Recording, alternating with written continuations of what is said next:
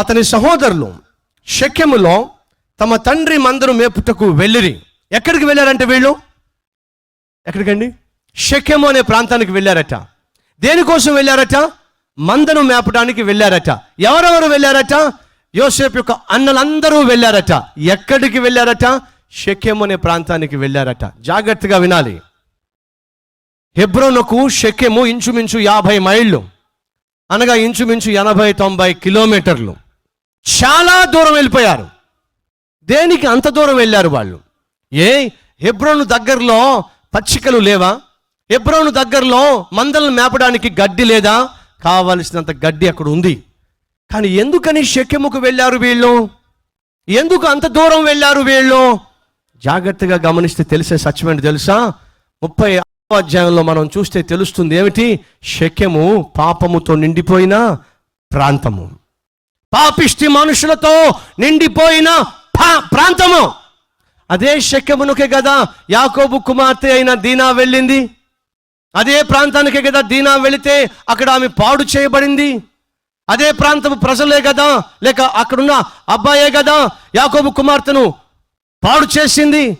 అనగా చూడ్డానికి వెళ్తేనే ఆ రోజు అమ్మాయిలకు భద్రతే లేదండి.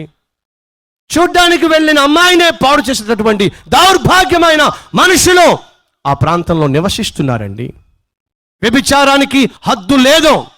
ఎటువంటి నీచమైన కార్యాలైనా చేయడానికి తెగింపు కలిగిన ప్రాంతం అది. ఎందుకని ఈ రూబేను అక్కడికి వెళ్ళే ప్రయత్నం చేశాడు? ఎందుకని రూబేను గారు, యూదా గారు తదితరులు అందరూ కలిసి షెకెము దగ్గరకు వెళ్ళారు?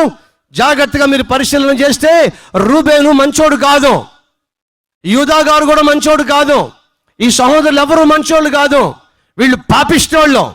రూబేను గురించి బైబిల్లో ఏముంది తెలుసా? చూద్దామా ఒక మాట. రూబేను ఎవరట?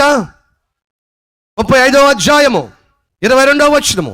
ఇశ్రాయేలు ఆ దేశంలో నివసించుచున్నప్పుడు రూబేను వెళ్ళి తన తండ్రి ఉపపత్ని అయిన బిల్హాతో పాపిష్టి పనిచేశాడు. ఈ రూబేను ఎవరండి? తన తండ్రి భార్యతో పాపము చేసినటువంటి నీచమైన వాడు, పాపానికి అలవాటు పడిపోయిన వాడు. ఇప్పుడు వీడికి ఏం కావాలి? పాపము చేయడానికి అనుకూలమైన స్థలం కావాలి, పాపము చేయడానికి అనుకూలమైన ప్రదేశం కావాలి. ఇప్పుడు వారికి షెకెము దొరికింది. దేనికి? పాపము చేయడానికి అనుకూలమైన స్థలము. దూర ప్రాంతము, ఎవడు చూడ్డు, నా అన్న వాళ్ళు ఉండరు, చూసి ఇంటికి వచ్చి చెప్పేవాళ్ళు ఉండరు.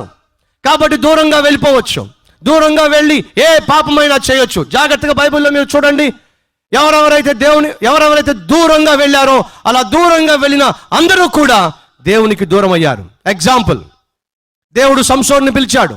దేని కొరకు? ఫిలిష్తీయులను జయించడం కొరకు. ఫిలిష్తీయులను జయించడానికి సంసోను నాజీరు చేయబడ్డాడు. అలా నాజీరు చేయబడిన సంసోనట ఒకరోజు ఫిలిష్తీయుల ప్రాంతంలో తిమ్నాతు అనే ప్రాంతానికి వెళ్ళాడట. ఏం పనో చెప్పండి దీనికి? ఎక్కడికి వెళ్ళాడు? తిమ్నాతు అనే ప్రాంతానికి చక్కర్లు కొట్టడానికి వెళ్ళాడు. శత్రువుల యొక్క సరిహద్దుల్లోకి, శత్రువుల యొక్క దేశంలోకి, శత్రువుల యొక్క ప్రదేశంలోకి, తనకు భద్రత లేని, తనకు క్షేమము లేని, తన సాక్ష్యానికి సేఫ్టీ లేనటువంటి ప్రాంతానికి ఎందుకు సంసోను వెళ్ళాలి? జాగ్రత్తగా వినండి.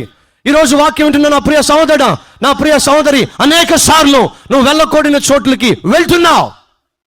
దేవుడు లేని చోట్లకు, దేవుడు ఉండని చోట్లకు నీ స్నేహితులతో పాటు వెళ్తున్నావు, నీ ఫ్రెండ్స్తో పాటు వెళ్తున్నావు, నీ బంధువులతో పాటు నువ్వు వెళ్తున్నావు. హద్దులు లేకుండా జీవించడానికి పరుగులు తీస్తున్నావు. సంసోను సరిహద్దులు దాటాడు. సంసోను బౌండరీ దాటాడు. A boundary? దేవుడు లేనటువంటి బౌండరీ లోపలికి వెళ్ళాడు. ఏమైంది? తిమ్నాతుకు వెళ్ళి ఒకతను చూశాడు. దేవుని కోసం జీవించవలసిన వాడు, రోషంగా బతకవలసిన వాడు శత్రువుల అమ్మాయిని చూశాడట. ఆ అమ్మాయిని చూసి లవ్ ఎట్ ఫస్ట్ సైట్ అంట. ఏంటంట? లవ్ ఎట్ ఫస్ట్ సైట్ అంట. చూసిన వెంటనే ప్రేమలో పడిపోయాడంట మహానుభావుడు. 14వ అధ్యాయం 1వ వచనంలో తిమ్నాతుకు వెళ్ళి ఒక అమ్మాయిని చూశాడు. 15వ అధ్యాయం 1వ వచనంలో తిమ్నాతుకు వెళ్ళి తన భార్యను చూడడానికి వెళ్ళాడు. 16వ అధ్యాయం 1వ వచనంలో వేశ్యను చూడడానికి వెళ్ళాడు. దేవుణ్ణి చూడవలసిన సంసోను ఎప్పుడైతే అమ్మాయిని చూడడం మొదలు పెట్టాడో తన జీవితం తల్లక్రిందులు అయిపోయింది. దేవుని యొక్క సన్నిధిని కలిగి ఆయన యొక్క టెరిటరీలో ఆయన నివసించే చోట దేవుని కాపుదలలో దేవుని యొక్క సన్నిధిలో దినదినము ఎదిగి దేవుని కొరకు రోషంగా జీవించవలసిన సంసోను దేవుడు లేనటువంటి చోట్లకు వెళ్ళే ప్రయత్నం చేశాడు. ఏమైంది? సంసోను తన శక్తిని పోగొట్టుకున్నాడు. సంసోను తన భక్తిని పోగొట్టుకున్నాడు. సంసోను దేవుడితో ఉన్న సమాధానాన్ని పోగొట్టుకున్నాడు. దేవుని యొక్క ఆత్మనే పోగొట్టుకున్నాడు. ఆఖరికి ఏ కళ్ళు అయితే నమ్ముకొని అమ్మాయిని చూసుకుంటూ కూర్చున్నాడో ఆ కళ్ళే కదా ఫిలిష్తీయులు పొడిచి పడేశారు. దిక్కుమాలిన వాడిగా అందరూ అన్యులు హేళన చేస్తూ ఉంటే ఆఖరికి దేవుడికి ప్రార్థన చేశాడు. ప్రభువా, దేవా, ఒక్కసారి నన్ను జ్ఞాపకం చేసుకో. ఎందుకు ఆ దుస్థితి? ఎందుకు ఆ పరిస్థితి? ఎందుకు ఆ బలహీన స్థితి? ఎందుకు ఆ బందీగా ఉండే పరిస్థితి? ఎందుకంటే తాను వెళ్ళకూడని చోటికి వెళ్ళాడు. తిమ్నాతు వెళ్ళవలసిన ప్లేస్ కాదు. ఉన్నారా ఈ రోజున ప్రియ సహోదరులు సహోదరులు? వెళ్ళకూడని చోట్లకు వెళ్ళేవాళ్ళు. రాత్రులు అయితే తిరగకూడని సందుల్లో తిరిగేవాళ్ళు, గొంతుల్లో తిరిగేవాళ్ళు, చీకటి ప్రాంతాల్లో తిరిగేవాళ్ళు. ఎవరైతే ఈ రోజు ఉన్నారో జాగ్రత్త. నీ తప్పుడు తిరుగుళ్ళే ఒకరోజు నీ జీవితాన్ని నాశనం చేస్తాయి, నీ కుటుంబాన్ని కూలదోస్తాయి. సంసోను లాంటి మహాబలాఢ్యుడే తప్పుడు తిరుగుళ్ళు తిరిగి వెళ్ళకూడని చోట్లకు వెళ్ళి నాశనం అయిపోయాడు. నీ తండ్రికి తెలియకుండా, నీ తల్లికి తెలియకుండా కాలేజీకి అని చెప్పి తప్పుడు తిరుగుళ్ళు తిరుగుతున్న చెల్లి జాగ్రత్త. నీ తప్పుడు తిరుగుళ్ళు నీ జీవితాన్ని నాశనం చేస్తాయి. బాయ్ ఫ్రెండ్ అంటున్నావు, స్నేహితుడు అంటున్నావు, ప్రేమ అంటున్నావు, ప్రేమ ముసుగులో నీచమైన కార్యాలు చేస్తున్నావు. జాగ్రత్త. ఆ ప్రేమే నీ జీవితాన్ని నాశనం చేయగలదు. ఆ పాపిష్టి స్నేహమే వివాహం కాక మునిపే నిన్ను గర్భవతి చేయగలదు. ఆఖరికి అబార్షన్ చేసినటువంటి దిక్కు మాలిన స్థితికి ఏడ్చగలదు. ఏం పని తిమ్నాతులో సంసోనుకు? తిరిగే పని. ఏం పని షెకెములో రూబేను యూదా వారికి? పాపము చేయడానికి అనుకూలమైన చోటు. ఎవరు ఈ రూబేను? తన తండ్రి భార్యతో పాపం చేసేవాడటండి. ఒకరోజు ఒక చెల్లి వచ్చింది, ఏడుస్తుంది భయంకరంగా. ఎందుకు ఇంత ఏడుస్తున్నావు నాకు తెలియదమ్మా, చాలామంది బయట కూర్చున్నారు ప్రార్థనా సహాయం కొరకు, నువ్వేం ఏడుస్తూ ఉన్నావు, ఏమిటో చెప్పమ్మా అని చెప్పి అడిగితే, అన్నా నాకు ఒక చెల్లి ఉందన్నా, 12 సంవత్సరాల చెల్లి అన్నా, మా చెల్లిని ఎవరైనా కాపాడుతారేమో అని చెప్పి ఆశ దగ్గరికి వచ్చానన్నా అని చెప్పింది. 12 సంవత్సరాల చెల్లి అంటున్నావు, కాపాడడం అంటున్నావు, అసలు సమస్య ఏంటమ్మా అని చెప్పి అన్నా మా ఇంటికి మా పెదనాన్న కొడుకు వస్తాడన్నా, ఎవరూ లేనప్పుడు వస్తాడన్నా, మాయమాటలు చెప్తాడన్నా, మాయమాటలు చెప్పి అసభ్యకరంగా ప్రవర్తిస్తాడన్నా, అలా ప్రవర్తించి నన్ను లోపరుచుకున్నాడన్నా, వరుసకు అన్నేనన్నా, కానీ చేసే పాపాలు అన్నీ ఇన్ని కావన్నా. ఉన్నారా ఈరోజు పిన్ని కూతురుకు అత్త కూతురుకు తేడా తెలియనటువంటి పాపిష్టి పిశాచితో నిండిపోయిన మనుషులు, వరస వాయ తప్పి జీవించేటటువంటి నీచమైన తత్వము కలిగిన వ్యక్తులు ఉన్నారా? రూబేను ఆ జాతికి చెందినవాడే. ఆ చెల్లి అంటుంది, మా పెదనాన్న కొడుకే వచ్చి నన్ను పాడు చేస్తాడన్నా, ఎవరికి చెప్పుకోవాలన్నా. అడిగా, మరి మీ అమ్మకు చెప్పొచ్చు కదమ్మా. మా అమ్మ అంది ఏంటో తెలుసా అన్న, ఎలాగో చెడిపోయావు కదే, సాయంత్రం వెళ్ళి వస్తూ ఒక 1000 రూపాయలు తీసుకురా అని చెప్పి సాయంత్రం అయ్యేసరికి నన్ను ఆ ఇంటికి ఈ ఇంటికి పంపించి ప్రతి సాయంత్రం 1000 రూపాయలు తెస్తే తప్ప ఒప్పుకోదన్నా. ఏం దారుణం అండి ఇది, ఏం భయంకరం అండి ఇది. ఒక అమ్మాయి యొక్క ఆక్రందన. తల్లి పాడైపోయి, తండ్రి పాడైపోయి, సహోదరుడు పాడైపోయి, ప్రతి ఒక్కరూ నీచమైన కార్యాలకు లొంగిపోతే ఈరోజు పరిశుద్ధమైన జీవితం సాధ్యమా అనేటటువంటి ప్రశ్న ఉదయించటం సహజమే. ఆ అమ్మాయి అంటుంది ఏమిటంటే, అన్న ఇప్పుడు నా కళ్ళు 12 సంవత్సరాలు మా చెల్లి మీద పడినాయి అన్న, మా చెల్లిని కాపాడే వాళ్ళు ఎవరైనా ఉన్నారా? పాపిష్టి మనుషులు మా జీవితాలతో ఆడుకుంటున్నారు. అయ్యో, ఈరోజు మనుషుల యొక్క మనసు ఎంత హీనంగా తయారైందంటే, జంతువులు ఏ రీతిగా వర్షం లేకుండా పాపాలు చేస్తాయో అంతకంటే హీనంగా మనిషి దిగజారిపోతూ ఉన్నాడు. భక్తుడైన బిల్లీ గ్రామ్ చెప్పాడు, ఇదే వ్యభిచార తరము అన్నాడు. ఏ తరం ఇది? వ్యభిచార తరము. తండ్రి భార్య దగ్గరికి వెళ్ళడం ఏమిటండి? పాపిష్టివాడు. మరి యూదా సంగతి ఏమిటి? యూదా ఏమో కోడల దగ్గరికి వెళ్ళాడు. కోడల దగ్గరికి వెళ్ళి వ్యభిచారం చేశాడు. ఎవరు వీళ్ళు? యోసేపు యొక్క అన్నలు. ఒకడేమో తల్లి దగ్గరికి వెళ్ళి పాపం చేస్తాడట దుర్మార్గుడు, మరొకడేమో కోడల దగ్గరికి వెళ్ళి పాపం చేస్తాడట. వీళ్ళందరికీ షెకెము అనే పాపిష్టి స్థలము దొరికిందట. దేనికి? పాపము చేయడానికి అనుకూలమైన స్థలము. ఎవరికైనా ఈరోజు దొరికిందా పాపము చేయడానికి అనుకూలమైన స్థలము? పాపము చేయడానికి అనుకూలమైన గృహము, పాపము చేయడానికి అనుకూలమైన సందు గొంతు దొరికిందా నీకు? జాగ్రత్త. దేవుడు నిన్ను చూస్తున్నాడు. చూస్తూ చూస్తూ మౌనంగా సహించడు. నీ పాపం పండిన నాడు తగిన శిక్ష విధిస్తాడు. అలా విధించిన నాడు తప్పించుకునే శక్తి కానీ తప్పించే నాదుడు కానీ నీకు దొరకడనే సత్యము మర్చిపోవద్దు. రూబేను అటువంటి వాడు, యూదా ఇటువంటి వాడు, మిగిలిన సహోదరులు ఎటువంటి వాళ్ళు? పగతో, ద్వేషముతో, అసూయతో నిండిపోయిన వారు. వీళ్ళంతానట షెకెముకు వెళ్ళారట. దేనికి వెళ్ళారట? పాపము చేయడానికి అనుకూలంగా ఉంటుందని చెప్పి వెళ్ళారట. చాలామంది తమ్ముళ్ళు, చాలామంది చెల్లెళ్ళు ఇంటి దగ్గర నుంచి కాలేజీకి వెళ్ళడానికి ఇష్టపట్టల్లా. ఎందుకని? స్వేచ్ఛ ఉంటల్లా. సాయంత్రం అయ్యేసరికి నాన్న అడుగుతున్నాడు, ఎందుకు ఆలస్యంగా వస్తున్నావురా? సాయంత్రం అయ్యేసరికి అమ్మను అడుగుతుంది, ఎందుకు ఇంత ఆలస్యంగా వస్తున్నావమ్మా? అడగకూడదు. ఎందుకు ఆలస్యంగా వస్తున్నావు అడగకూడదు. పొరపాటున ఏ అబ్బాయి అయినా బైక్ మీద దింపితే ఎవడే వాడు, ఎందుకు వచ్చి నేను దింపుతున్నాను ఇక్కడ అడగకూడదు. ఎందుకని? స్వేచ్ఛ. ఏమ్మా నేను చిన్నపిల్లనా? నాకు ఆ మాత్రం స్వేచ్ఛ లేదా? ఆ మాత్రం తిరగకూడదా?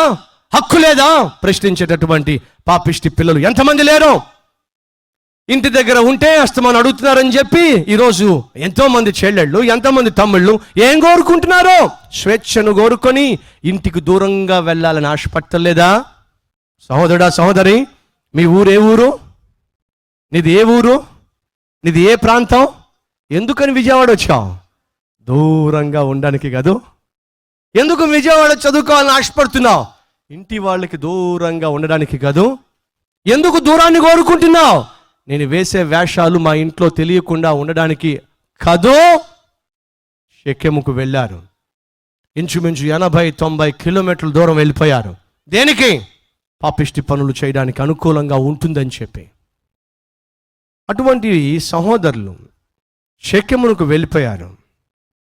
అసలైన విషయానికి వస్తున్నా, యాకోబు యోసేపును పిలిచాడు. పాపిష్టి మనుషులు పాపము చేయడానికి అనుకూలంగా ఉన్న స్థలాన్ని ఎన్నుకొని పాపిష్టి క్రియల కొరకు పరుగులు తీస్తూ ఉండగా, పాపముతో నిండిపోయి ఉండగా, అటువంటి మనుషుల దగ్గరకు యోసేపు అను తన ప్రియమైన కుమారుణ్ణి యాకోబు పిలుస్తున్నాడు. యాకోబు పిలిచి, యోసేపు ఏంటన్నా?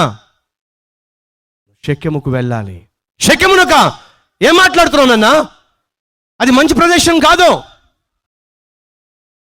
లేదు నాయనా, నువ్వు షెకెముకు వెళ్ళాలి. అక్కడికి నీ సహోదరులు వెళ్ళారు, నా బిడ్డలు అక్కడికి వెళ్ళారు. వారు ఎలా ఉన్నారో, వారి క్షేమం ఏమిటో, బాగోగులు ఏమిటో నువ్వు వెళ్ళి తెలుసుకోవాలి. వారి క్షేమం కొరకు నువ్వు వెళ్ళాలి. నాన్న, చంపేస్తారు నన్ను వాళ్ళు. ఇప్పటికే నా మీద పేకల వరకు కోపం పెట్టుకున్నారు వాళ్ళు. నేనంటే ద్వేషం పెట్టుకున్నారు వాళ్ళు. నీతిమంతుడని, యథార్థంగా జీవిస్తున్నానని, వారు చేసే పాపిష్టి పనులని నీ దగ్గరకు వచ్చి చెప్తున్నానని నా మీద వాళ్ళు కోపం పెట్టుకున్నారు. ఒకవేళ నేను వెళ్తే నాన్న నన్ను చంపేస్తారు. నాన్న ఎక్కడికి వెళ్ళమన్నా వెళ్తాను కానీ నాన్న షెకెముకు మాత్రం నేను వెళ్ళను. ఎక్కడికైనా వెళ్తాను కానీ నాన్న అదిగో నీ కుమారుల దగ్గరికి మాత్రం నేను వెళ్ళను. వెళ్తే చంపేస్తారు నాన్న. నాన్న నేను వెళ్తే మరలా తిరిగి వచ్చే గ్యారంటీ లేదు నాన్న. నాన్న తిరిగి వస్తానని నమ్మకం నాకు కూడా లేదు నాన్న. వద్దు నాన్న, అక్కడికి వెళ్ళను నాన్న అన్నాడా యోసేపు? అన్నాడండి. యాకోబు తన కుమారుని పిలిచి, యోసేపు నువ్వు షెకెముకు వెళ్తావా? దేనికి నాన్న? నా కుమారుల క్షేమం కొరకు. జాగ్రత్తగా వినాలి. నా కుమారుల యొక్క క్షేమం కొరకు షెకెముకు వెళ్తావా? యోసేపు వెంటనే చెప్పింది ఏమిటి? అలాగే నాన్న, నువ్వు ఎక్కడికి వెళ్ళమంటే అక్కడికి వెళ్తా. నీ బిడ్డల క్షేమం కొరకు నన్ను ఎక్కడికి నువ్వు పంపిస్తే అక్కడికి నేను వెళ్తా. ఎవరు కనిపిస్తున్నారు మీకు ఇక్కడ? యాకోబులో తండ్రి అయిన దేవుడు కనిపించటం లేదా? యోసేపులో ప్రియ కుమారుడైన యేసుక్రీస్తు కనిపించటం లేదా? యాకోబుకు యోసేపు ఏమవుతాడు? ప్రియమైన కుమారుడు. యేసుక్రీస్తు తండ్రి అయిన దేవుడికి ఏమవుతాడు? ప్రియమైన కుమారుడు. యేసుక్రీస్తుకు విచిత్రమైన అంగి ఉండేది, యోసేపుకు విచిత్రమైన అంగి ఉంది. యోసేపు తల్లి బెత్లెహేములో చనిపోతే యేసుక్రీస్తు బెత్లెహేములోనే పుట్టాడు. యేసుక్రీస్తుకు తండ్రి లేడు, యోసేపుకు తల్లి లేదు. యోసేపును యూదా అమ్మేశాడు, యేసుక్రీస్తును యూదాయే అమ్మేశాడు. తన సహోదరులే 20 వెండి నాణాలకు అమ్మేశారు, అక్కడ యేసుక్రీస్తును కూడా వెండి నాణాలకే అమ్మేశారు. యోసేపులో యేసుక్రీస్తు చక్కగా కనిపిస్తాడు. జాగ్రత్తగా వినండి. ఇప్పుడు యోసేపుతో అంటున్నాడు యాకోబు, నువ్వు షెకెముకు వెళ్ళు. ఇప్పుడు యోసేపు షెకెమునకు వెళ్ళడానికి సిద్ధపడ్డాడు. షెకెము దేనికి సూచన? పాపిష్టి లోకానికి సూచన. యాకోబు కుమారులు దేనికి సూచన? పాపంలో నిండిపోయిన పాపిష్టి మనుషులకు సూచన. యోసేపు ఇప్పుడు తండ్రి చేత ఎక్కడికి పంపించబడుతున్నాడు? పాపిష్టి మనుషుల మధ్యకు పంపించబడుతున్నాడు. దేని కొరకు పంపించబడుతున్నాడు? వారి క్షేమము కొరకు పంపించబడుతున్నాడు. అలా అక్కడికి వెళ్తే ఏం కాబోతుంది? యోసేపుకు క్షేమము లేనే లేదు. యోసేపు క్షేమాన్ని కోల్పోబోతున్నాడు, కానీ సహోదరుల యొక్క క్షేమాన్ని మాత్రం అనుగ్రహించబోతున్నాడు. What a great mystery behind this! ఎంత గొప్ప అద్భుతమైన మిస్టరీ, సువార్త మిస్టరీ దీని వెనుకుందో ఒకసారి ఆలోచించండి. నెంబర్ 1, యోసేపును పిలిచి, యోసేపు నువ్వు వెళ్ళాలి, నా కుమారులు క్షేమం కొరకు నువ్వు వెళ్ళాలి అని అన్నప్పుడు యోసేపు ఏం చేశాడు? అలాగే నాన్న, వెళ్తా. What a submission! What a submission! ఎంత విధేయత! తండ్రి అయిన దేవుడు తన ప్రియ కుమారుని యేసుక్రీస్తును చూసి, అయ్యా పాపిష్టి మనుషులు నశించిపోతున్నారు, నాకు చాలా దూరంగా వెళ్ళిపోయారు, వారి క్షేమం కొరకు నిన్ను పంపించాలనుకుంటున్నాను, వెళ్తావా? ప్రభువైన యేసుక్రీస్తు తండ్రి చిత్తానికి సంపూర్ణంగా లోబడ్డాడు. వెళ్తాను నాయన. తండ్రితో ఉండే భాగ్యాన్ని విడిచిపెట్టడానికి యోసేపు సిద్ధపడ్డాడు. తండ్రితో ఉండే భాగ్యాన్ని విడిచిపెట్టడానికి, దేవునితో సమానంగా ఉండే భాగ్యాన్ని విడిచిపెట్టడానికి యేసుక్రీస్తు సిద్ధపడ్డాడు. బైబిల్ సెలవిస్తా ఉంది, ఆయన దేవుడితో సమానంగా ఉండే భాగ్యాన్ని విడిచిపెట్టకూడని భాగ్యముగా ఎంచుకొనక నీ కొరకు నా కొరకు దాసుని స్వరూపము ధరించి తనను తాను రిక్తునిగా చేసుకొని ఈ లోకంలో జన్మించాడా లేదా? నెంబర్ 2, యోసేపు హెబ్రోన్లో ఉన్నాడు. క్షేమకరమైన స్థలము. షెకెము క్షేమము లేని స్థలము. క్షేమకరమైన కంఫర్టబుల్ ప్లేస్ నుంచి కంఫర్ట్ లేని, సేఫ్టీ లేని ప్లేస్కి యోసేపు ప్రయాణం అవుతున్నాడు. యేసుక్రీస్తు కూడా 2000 సంవత్సరాల క్రితము క్షేమంగా ఉండే, నిత్యము దేవదూతల చేత పొగడబడుతూ, స్తుతించబడుతూ, కీర్తించబడుతూ ఉండే ఆ యేసు ఆ పరలోకాన్ని విడిచిపెట్టి ఈ పాపిష్టి భూలోకానికి యేసుక్రీస్తు రాలేదా? ఎందుకు వచ్చాడు? నీ క్షేమం కొరకు, నా క్షేమం కొరకు. ఎందుకు కొరకు పంపించబడ్డాడు? తండ్రి చేత మన క్షేమము కొరకు పంపించబడ్డాడు. రైట్.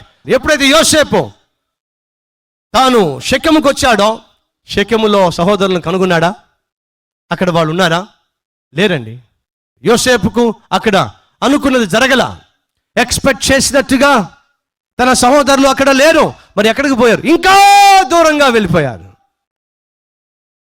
యోసేపు పట్టుదల గలవాడు. నా తండ్రి ఏ పని మీద ఇక్కడికి పంపించాడో దాన్ని సంపూర్తి చేయకుండా మాత్రం నేను వెనక్కి తిరిగి వెళ్ళను. అక్కడ ఉన్న వాళ్ళని అందరిని అడిగాడు, ఏమని? అయ్యా, ఇక్కడ కొంతమంది సహోదరులు, నా సహోదరులు ఉండాలి, ఏరి వాళ్ళు. అప్పుడు వాళ్ళు చెప్పారు, ఇంతకుముందు ఇక్కడ ఉండేవాళ్ళు కానీ ఇక్కడ నుంచి దూరంగా వెళ్ళిపోయారు. ఏముందో చూద్దాం రండి. 17వ వచనము. అందుకు ఆ మనుష్యుడు, ఇక్కడ నుండి వారు సాగి వెళ్ళిరి, వారు దోతానుకు వెళ్ళుదము రండని చెప్పుకుంటూ వింటునని చెప్పాను. అప్పుడు యోసేపు తన సహోదరుల కోసము, ఎవరి కోసం? తన సహోదరుల కోసము వెళ్ళి దోతానులో వారిని కనుగొనెను. అతడు దగ్గరకు రాక మునుపు వారు దూరము నుండి అతనిని చూచి, జాగ్రత్తగా వినండి, ఎక్కడికి వెళ్ళాడు? దోతాను అనే ప్రాంతానికి వెళ్ళాడు. యోసేపు షెకెమునకు వెళ్ళాడు. వాతావరణం బాలా. తిరిగి వచ్చేశాడా? తిరిగి రాలా. నా తండ్రి ఏ పని మీద పంపించాడో ఆ పని పూర్తి చేస్తే తప్ప తిరిగి వెళ్ళే ప్రసక్తి లేనే లేదు. యేసుక్రీస్తు ఈ లోకానికి వచ్చాడు, పరిస్థితులు బాలా, జన్మించడానికి స్థలం ఇవ్వలా, బోధించడానికి అవకాశం ఇవ్వలా. బోధిస్తున్నప్పుడు దెయ్యాల్లో రాజు అని చెప్పి అన్నారు.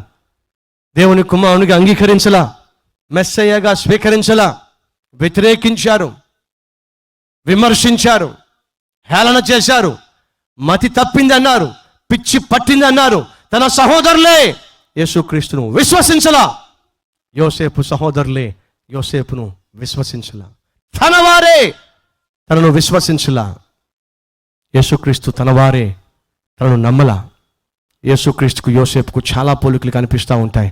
అయినా విమర్శిస్తున్నారని, తన మాట లెక్క చేయటం లేదని, తనకు వ్యతిరేకంగా తయారవుతున్నారని యేసుక్రీస్తు తన పని సగంలో ముగించి లేక సగంలో ఆపేసి వెళ్ళిపోయాడా?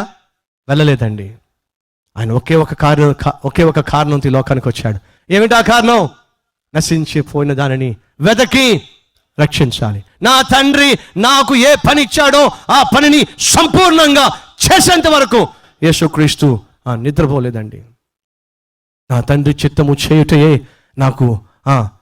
నాకు ఆహారమును ఆనమును అని సెలవిచ్చాడు. అలాగే యేసుక్రీస్తు తన తండ్రి చిత్తాన్ని చేయడానికి తనను తాను అప్పగించుకున్నాడు. జాగ్రత్తగా వినండి. యోసేపు అక్కడికి వెళ్ళాడు, సహోదరులు కనిపించలా అని చెప్పి తిరిగి వెళ్ళిపోలా. ఏమైనా సరే వారి క్షేమాన్ని నేను తెలుసుకోవాలి. మరికొంత దూరం వెళ్ళాడు. వెళ్ళేసరికి అక్కడ ఆ సహోదరులు కనిపించారు. జాగ్రత్తగా వినాలి. సహోదరులు కనిపించిన వెంటనే వారు యోసేపును గుర్తుపట్టారు. దూరము నుండి యోసేపును గుర్తుపట్టారు. ఎలా గుర్తుపట్టగలిగారో చెప్పగలరా ఎవరైనా? ఏమండి? అంగి. ఎస్, దూరము నుండి యోసేపును తన సహోదరులు గుర్తుపట్టగలిగింది దేనివల్ల? తన వస్త్రం వల్ల. సహోదరులు, అద్భుతమైన సత్యం దీంట్లో దాగి ఉంది. యోసేపు ధరించిన వస్త్రం వల్ల సహోదరులు అతడు యోసేపు అని గుర్తించగలిగాడు. ఈరోజు క్రైస్తవ సహోదరులు మనం ధరించే వస్త్రాల వల్ల దూరం నుంచి చూసే అన్యులు వీళ్ళు క్రైస్తవులు అని గుర్తించేటటువంటి స్థితిలో మన వస్త్రధారణ ఉందంటారా? అడుగుతున్నా.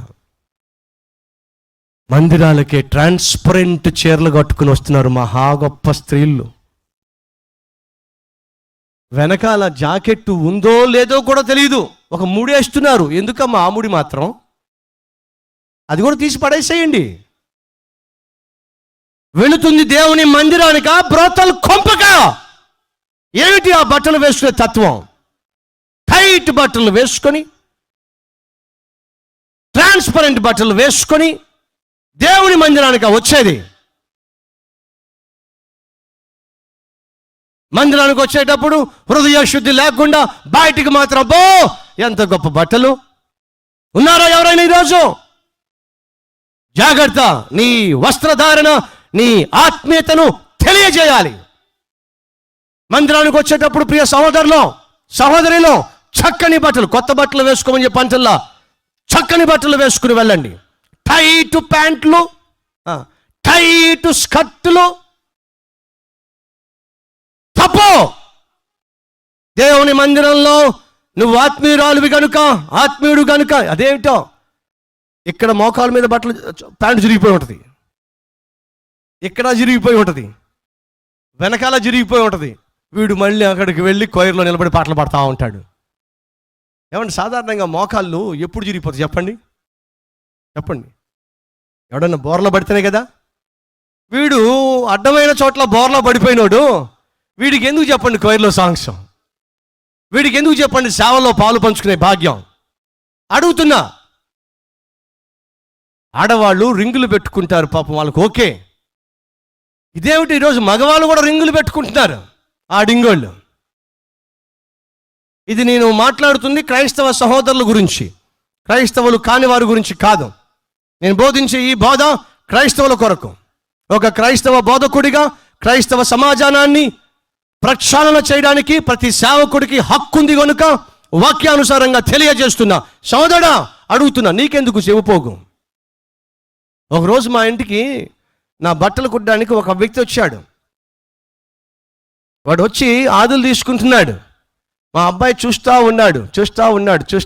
చూసిన తర్వాత వాడు ఆదులు తీసుకుని వెళ్ళిపోతే మా అబ్బాయి వచ్చి అంటున్నాడు, డాడీ ఎవరు ఈ ఆంటీ అన్నాడు. ఏమన్నాడు? ఎవరు ఈ ఆంటీ అన్నాడు. వాడి వేషం అలాగే ఉంది. మగవాడేమో ఆడవాళ్ళలాగా, ఆడవాళ్ళేమో ప్యాంట్లు వేసేస్తున్నారు పాపం. బ్రదర్స్, మీరు కూడా పంజాబ్ డ్రెస్ వేసేసేయండి, గొడవ వదిలిపోద్ది. జాగ్రత్త. దూరము నుంచి ఈ పాపిష్టి మనుషులు ఒక కుర్రవాడిని చూశారండి. చూసి గుర్తుపట్టేశారండి. ఎలా? తాను ధరించిన వస్త్రాన్ని బట్టి వాళ్ళు గుర్తుపట్టగలిగారు. ఏమని? వీడు యోసేపు. సహోదరా, మనం వేసుకునే వస్త్రాలను బట్టి ప్రజలు గుర్తుపట్టగలగాలి వీళ్ళెవరు ఆత్మీయులుగా ఉన్నారు అని చెప్పి, వీళ్ళెవరు నిజమైన క్రైస్తవులుగా ఉన్నారు అని చెప్పి. మన వస్త్రధారణను చూసి ప్రజలు గుర్తుపట్టగలగాలి మనం క్రైస్తవులమని. మహాపరిశుద్ధుడు అయిన ప్రేమ కలిగిన తండ్రి, పాపిష్టి మనుషులమైన మా క్షేమము కొరకు నువ్వు బహుగా ప్రేమించిన నీ కుమారుని లోకానికి పంపించావు అయ్యా. నీ కుమారుడు నీకు సంపూర్ణంగా లోబడి తనను తాను రిక్తునిగా చేసుకొని దాసుని స్వరూపము ధరించి శిలువ మీద మరణించేంతగా నీకు విధేయత చూపించాడు. మా క్షేమము కొరకు, మా రక్షణ కొరకు తనను తానే అయ్యా అప్పగించుకున్నాడు. ప్రభువా, ఎందరైతే ఈరోజు తమ పాపిష్టి స్థితిని చూసి నిన్ను క్షమాపణ కోరుతూ అయ్యా ఎప్పటి వరకు మా ఇష్టానుసారంగా మేము జీవించాం, వెళ్ళకూడని చోట్లకు వెళ్ళాం, తిరగకూడని చోట్ల తిరిగాం, చేయకూడని నిత్యమైన పాపాలు చేశాం, చాలు, ఇక నుంచి పరిశుద్ధంగా జీవిస్తాం, ఇక నుంచి నీతిగా జీవిస్తాం, ఇక నుంచి రోషము కలిగి జీవిస్తాం, ఇక నుంచి పౌరుషం కలిగి నీతిగా యథార్థంగా నిజమైన క్రైస్తవుడిగా దూరం నుంచే ప్రజలు మమ్మల్ని గుర్తుపట్టే విధంగా, క్రీస్తును మాలో చూసే విధంగా మేము జీవిస్తాం. మనం కనికరించు, మమ్మల్ని మార్చు అని ఎందరైతే ఈరోజు కన్నీళ్లతో ప్రాధేయపడుతున్నారో, ప్రార్థన చేస్తున్నారో, వారి ప్రాధేయత అంగీకరించిన ఆయన హృదయ మార్పిడి జరిగించమని, నేడే నూతన హృదయాలు వారికి దయచేయమని, జీవించినంత కాలము నాయన నీ కొరకే సజీవ సాక్షులుగా, శిలువ సైనికులుగా, నిజమైన క్రైస్తవులుగా బ్రతికే భాగ్యం ఇవ్వమని యేసు నామములో వేడుకొనుచున్నాము తండ్రి, ఆమేన్. కల్వరి స్వరము నీ కొరకే. తెనాలి పట్టణము మరియు పరిసర ప్రాంతాల్లో కల్వరి స్వరాన్ని వీక్షించే ప్రియ సహోదరి సహోదరులకు శుభవార్త. కల్వరి స్వరాన్ని వీక్షిస్తూ కల్వరి స్వరం ద్వారా బలపరచబడుతున్న మీరు ఈ అద్భుతమైన కల్వరి స్వరాన్ని బలపరచాలనుకుంటున్నారా? ఈ కార్యక్రమం ద్వారా అనేక లక్షల మందికి సువార్తను అందించే వారిలో చేరాలనుకుంటున్నారా? అయితే మీకు ఒక అద్భుత అవకాశము. ఏప్రిల్ 16వ తేదీ సాయంత్రం 4:30 గంటలకు తెనాలి పట్టణములో చినరావూరు పార్క్ దగ్గర గవర్నమెంట్ ITI కాలేజ్ గ్రౌండ్స్ లో ఏర్పాటు చేస్తున్న కల్వరి స్వరము స్పాన్సర్స్ మీట్ లో పాలు పంచుకొని కల్వరి స్వరం టీవీ కార్యక్రమాన్ని బలపరచండి. అనేక లక్షల మందికి సువార్తను ప్రకటించే ఈ అద్భుత అవకాశాన్ని స్వతంత్రించుకోండి. ఆ రోజు మీరు దైవజనులు బ్రదర్ సతీష్ కుమార్ గారిని వ్యక్తిగతంగా కలుసుకొనవచ్చు. అలాగే బ్రదర్ చేత ప్రార్థన చేయించుకోవచ్చు. అంతేకాకుండా కల్వరి స్వరాన్ని బలపరుస్తున్నందుకు కృతజ్ఞతగా ఒక మెమెంటోతో సహా సుమారు 7,500 రూపాయలు ఖరీదు చేసే బహుమతిని మీ ఆత్మీయ మేలు కొరకు పొందుకోవచ్చు. అంతేకాకుండా ఒకవేళ మీరు కోరుకున్నట్లయితే దైవజనులతో ఫోటో తీయించుకొనవచ్చు. ఈ సువర్ణ అవకాశాన్ని సద్వినియోగపరుచుకొని కల్వరి స్వరాన్ని బలపరిచి బహుగా దీవించబడవలసిందిగా కోరుచున్నాము.